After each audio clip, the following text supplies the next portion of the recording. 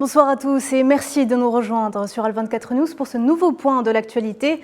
C'est jour de fête pour la communauté musulmane à travers le monde. De nombreux pays musulmans, à l'instar de l'Algérie, célèbrent ce vendredi le premier jour de Eid al-Fitr, marquant la fin du mois de Ramadan et le début du mois de Shawwal. Les traditions pour célébrer cette fête religieuse varient selon les différentes communautés, mais toutes procèdent aux visites des proches ou encore au partage de cadeaux ou de gâteaux traditionnels.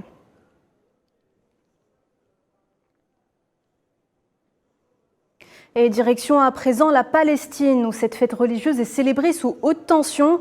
Et malgré les violences et toutes les restrictions imposées par l'entité sioniste, quelques 120 000 personnes ont effectué la prière du Eid al-Fitr dans les cours et à l'intérieur de la Sainte Mosquée Al-Aqsa à Al-Quds occupée.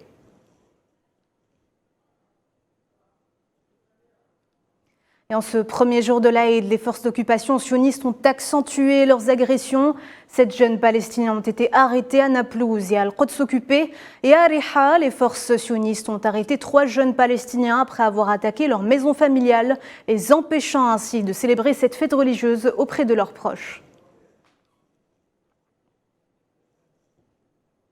Et puis, retour sur la situation au Soudan. Les affrontements se poursuivent ce vendredi entre l'armée et les paramilitaires, en dépit de multiples appels au cessez-le-feu. Alors que de nombreux habitants célèbrent Eid al-Fitr, des tirs et raids aériens ont secoué la capitale Khartoum dans la nuit et la matinée, comme c'est le cas quotidiennement depuis le 15 avril dernier, le bilan humain dépassant les 400 morts et 3300 blessés. Et en parlant de bilan, l'Agence des Nations Unies pour les enfants, l'UNICEF, a déclaré qu'au moins 9 enfants avaient été tués au Soudan et plus d'une cinquantaine ont également été blessés au cours des affrontements qui continuent de faire rage dans le pays. Un rapport fait état d'enfants réfugiés dans des écoles et des centres de santé pour réchapper au combat, une situation qui limite fortement l'accès aux soins et aux médicaments essentiels. Situation au Soudan toujours, la Corée du Sud et le Japon ont annoncé ce vendredi l'envoi d'avions militaires pour évacuer leurs ressortissants bloqués sur place entre civils et personnel diplomatique. Ces moyens seront placés en veille dans une base américaine voisine à Djibouti pour pouvoir mener à bien l'évacuation. Les conséquences de ces affrontements armés au Soudan se répercutent déjà sur la région, notamment chez son voisin du Sud, dont l'industrie pétrolière connaît des perturbations. Le ministre du pétrole du Soudan du Sud a déclaré que le transport du brut vers Port-Soudan n'avait pas été interrompu par le conflit. Les violences actuelles ont néanmoins perturbé les processus logistiques.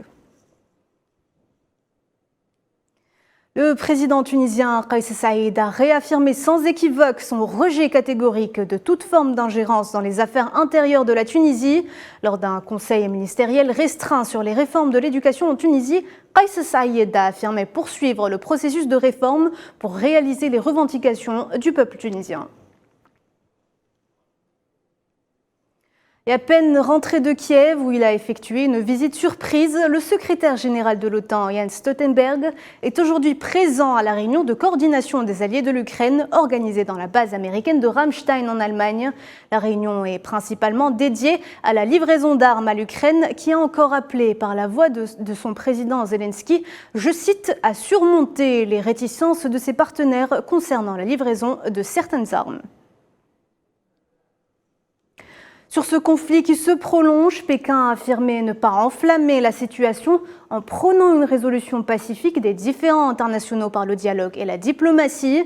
Selon le ministre des Affaires étrangères chinois Qin Gang, la Chine a adopté une position impartiale et encouragée pour des pourparlers de paix afin de réduire la pression et de faire baisser la température autour de la crise.